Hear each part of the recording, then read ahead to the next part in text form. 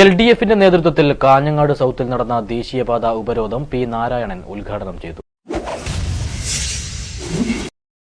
കാഞ്ഞങ്ങാട് സൌത്തിൽ നടന്ന ദേശീയപാത ഉപരോധം ലോക്കൽ സെക്രട്ടറി പി നാരായണൻ ഉദ്ഘാടനം ചെയ്തു.